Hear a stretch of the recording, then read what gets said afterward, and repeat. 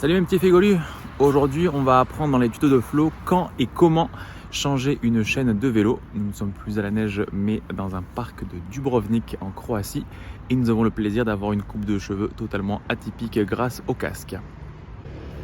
Une chaîne de vélo, quand elle s'use, va s'allonger, c'est-à-dire que l'espace entre deux rivets va s'agrandir et les maillons ne vont plus aller exactement entre les dents des plateaux et des vitesses. Donc on va commencer à limer au bout d'un moment les plateaux et les vitesses, et c'est pour ça qu'il faut régulièrement contrôler la longueur de sa chaîne pour savoir quand est-ce qu'il faut la changer, parce qu'une chaîne ça coûte entre 5 et 10 euros, 5-15 euros à changer, et une cassette ou des plateaux ça peut coûter une bonne centaine d'euros qui font plaisir. Et donc pour checker la longueur de ta chaîne, il existe un objet qui s'appelle un chain checker qui mesure donc la distance, l'agrandissement entre deux rivets. Si tu as un agrandissement de 0,75, ça veut dire qu'il y a plus 0,075 mm entre les deux rivets, c'est qu'il faut changer ta chaîne rapidement. Et si tu as 1, c'est que l'espacement s'est augmenté de plus 0,1 mm entre deux rivets et que là il faut vraiment se grouiller parce que tes plateaux et tes vitesses commencent à s'user. Donc on va tester à 0,75 et on va voir que ça rentre très facilement. Donc il faut qu'on change la chaîne assez rapidement. Et maintenant on va faire le test à 1 et on voit que ça rentre tout aussi facilement, donc on va la changer immédiatement.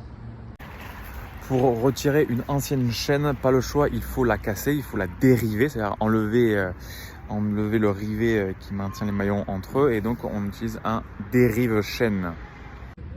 Un dérive-chaîne s'installe donc comme ceci et il va falloir visser donc dans le sens horaire pour faire sortir le rivet. Voilà, donc là je suis allé au bout et j'ai fait sortir le rivet. On va maintenant dévisser pour faire casser la chaîne.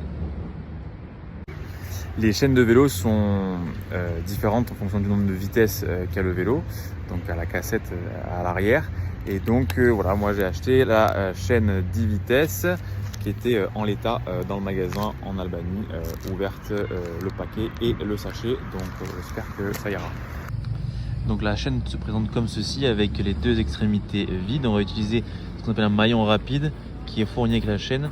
On en met un dans un sens et l'autre dans l'autre sens, et comme ça ensuite on va serrer les deux ensemble, on va voir. Alors ce qu'il faut bien savoir, c'est le chemin que fait la chaîne, tac tac tac tac, et elle repart comme ça. Voilà, donc le maillon rapide est en place et il va falloir maintenant écarter comme ça pour bien les faire rentrer dans le bon alignement.